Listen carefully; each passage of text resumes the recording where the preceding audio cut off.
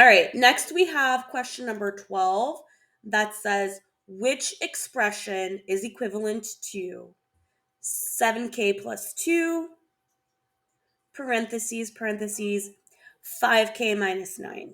So when we have this in algebra, we call this, let's see, what are these parentheses next to parentheses mean? That means multiplying. And then what is this inside of the parentheses called? Like number and something with a variable. That's a polynomial, or because there's two pieces and this has two pieces, it's called multiplying binomials. And whether you're studying for your Algebra 1 EOC, the CLT, the PSAT, the SAT, the ACT, this is going to be a standard on any of those tests. When you're multiplying binomials, I like to have my students take this back to the old fourth grade area model, where in Florida, in fourth grade, that's when students multiply a two-digit number by a two-digit number. So we take each piece of the binomial and write it outside of the boxes for your area model. 7k, positive 2, 5k, negative 9. And then you're going to fill in your area model by multiplying the pieces outside. So we're multiplying 5k times 7k for this first box. 5 times 7 is 35, and k times k is k squared. And then 5k times 2 for this next top box. 5 times 2 is 10. Forget the k. Yoshi, come. And then this bottom box right here, 7k times negative 9. A positive times a negative is a negative. 7 times 9 is 63. Don't forget the k.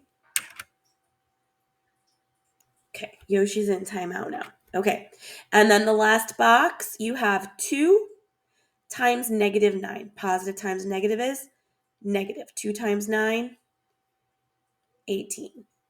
And now, to finish it up, we're going to combine like terms. What are your like terms? The stuff that has the same variable. Plain K, plain K. So our 35k squared is correct. There's nothing to add it to. You're out. Minus 18 is correct. And then 10k plus a negative 63k. Well, forget about the k's and just do 10 plus negative 63 is negative 53. That's our answer.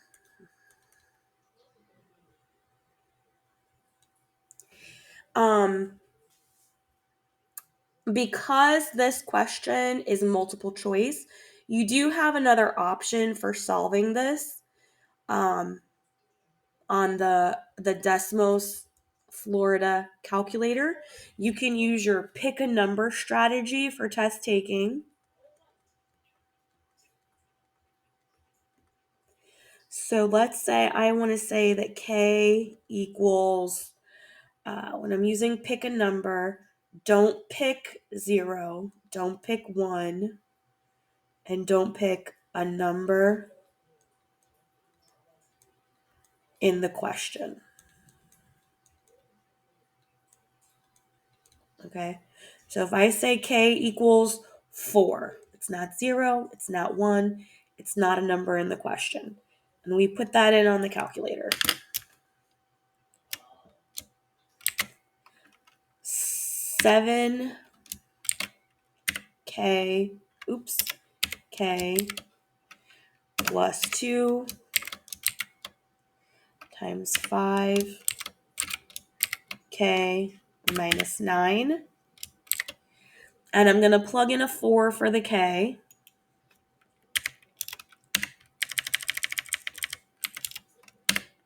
I get 330. Okay, so if I got 330 here, my correct answer, if I plug in a 4 for the K, I should also get 330 for this. Why don't you pause the video and give that a try? See if you can figure out how to get that on the calculator. Did you find a match? I hope so. If you did, then you checked my answer and you know we got it right. If you want more practice of multiplying binomials, you have in IXL lesson M7Q. And you can get lots of practice with questions like this. So number 12, C, continue. Number 13 says a function is shown. Which graph represents the function?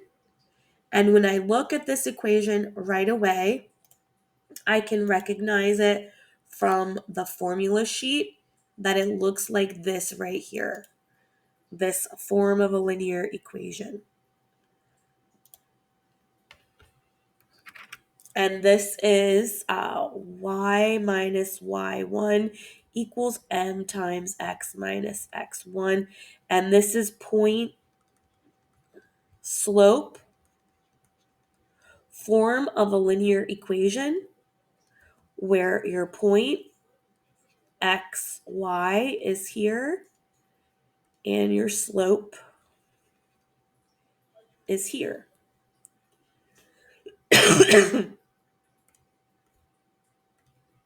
So if I look for my point from the yellow numbers, the x, opposite of x, positive 3, so it's going to be negative 3, and the y is going to be negative 1.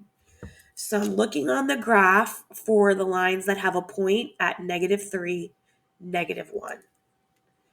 And x is negative 3, y is negative 1.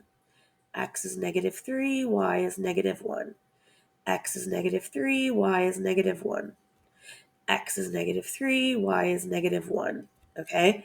Only one equation has the point on the right spot. And then I can double check the slope. M, the number in front of the parentheses, is a 2. And I always want to think about my slope not like a whole number, but like a fraction. So we're going to put a 1 at the bottom of our whole number to make it a fraction. And our slope is our rise over run, which tells you to go, it's positive, up 2 and to the right 1 between your points. So up 1, 2, right 1, up 1, 2, right 1, 1, 2, right 1. And every single time we go up 2 and over 1 to the right. So I know that answer choice A is the correct answer for this question.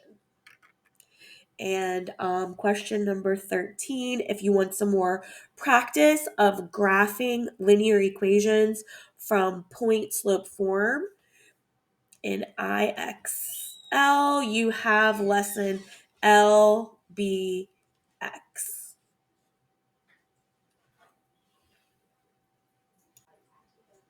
All right, number 13 was A.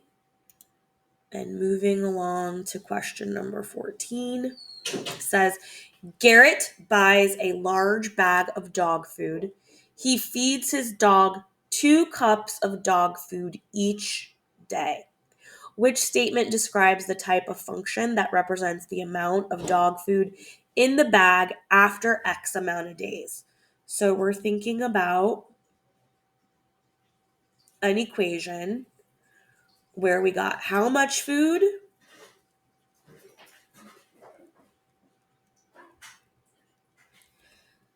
after how many days. And we don't know how much food there is, but we know we're starting off with some food in a bag, and each day we're taking away 2 cups of food. So down to day 1, down to day 2. We're constantly decreasing by 2. So what kind of a function would that be? Linear, exponential, or quadratic? If it's constant, that's your keyword telling you that you have a linear function. And since the amount of food in the bag is decreasing every day, then it's negative. And if you want some more practice in interpreting your linear functions, interpreting what your variables are in linear functions, in IXL, you have practice on lesson AB9.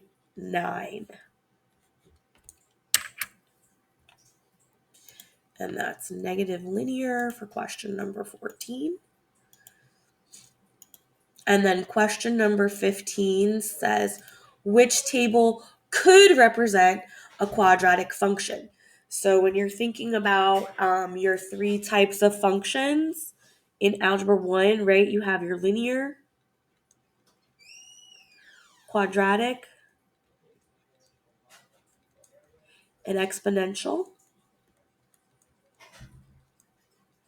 And a linear function always looks like some kind of line.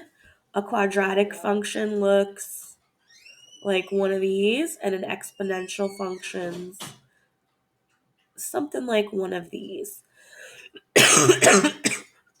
And so to picture this, right, a quadratic function, I would just make a rough sketch of a graph of these. So here you have when x is 0, y is 3, x is 1, 3, 6, 9, 2, 9, 18, 27, we're way up there. So this is increasing, but like exponentially, right? We kind of got that one-sided curve going on. It's increasing very rapidly. This next one, you have x is negative 1, y is 6, x is 0, y is 5. X is 1, y is 6, x is 2, y is 9. Here, we could have that quadratic curve going on because you have a repeat of your y values. So this is our quadratic function. And I always think of my function as xy, xy, xy, xy. And then if you look at the last 2 really fast, x is 0, y is negative 2. X is 1, y is negative 4, negative 6, negative 8. Definitely linear. And this last one, answer choice D, x is negative 3, y is 7. X is negative 2, y is 7. X is negative 1, y is 7. Y is 7.